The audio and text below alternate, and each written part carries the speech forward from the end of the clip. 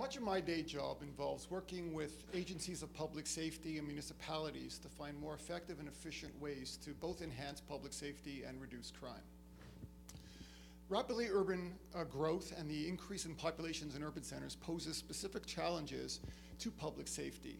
One of the challenges that we have to deal with is the idea that as people increase in cities, the demands that they make on police services or other public safety agencies increases, and the traditional way of responding to these no longer apply. They're no longer viable. In the past, the solution was increase your police force, and that's how you deal with an increase in population and increased demand for services. But more and more, that is economically no longer viable, and there is a threshold by which adding police members to a public agency results in diminished returns in terms of increasing your public safety and reducing crime. On top of that, we've changed sort of the traditional role of police.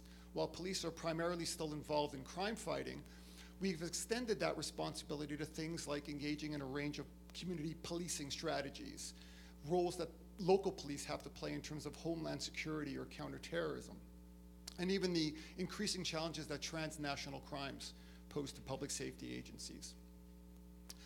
So we've got this real big problem of we want to increase public safety, we want to reduce crime, but you have all these demands that are increasing on the police. The ways in which we tend to think about these things, I would argue, is that we can no longer have traditional approaches. That successful police agencies, successful agencies of public safety have to do things differently than we've done in the past. And I would argue the two main ways in which we're going to do this moving into the future is one being intelligence-led. Police agencies, public safety agencies, municipalities do a great job of collecting data about people, about social issues, about crime, but don't do a very good job of implementing that data or looking at that data and analyzing it in ways that drive solutions. On top of that, we have this other really impressive problem that is going to only get worse.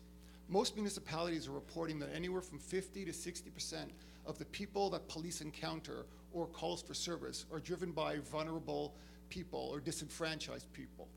Today, the most common people that police are going to run into on the streets are those suffering from a mental illness, those who are drug or alcohol addicted, or those who are homeless.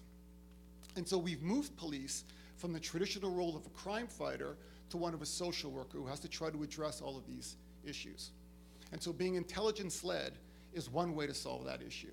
The other important way is to break down the barriers of thinking that all public safety issues or all social problems are a police responsibility. More and more successful police departments and police attachments are thinking about crime as a broader community social problem and reaching out to meaningful partners who can best partner with them to address these concerns. And so we need to be thinking about public safety issues as community issues that aren't only the exclusive purview of the police to solve.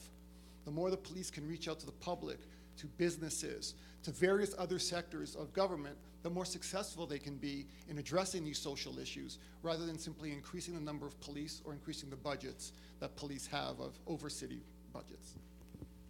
Thank you.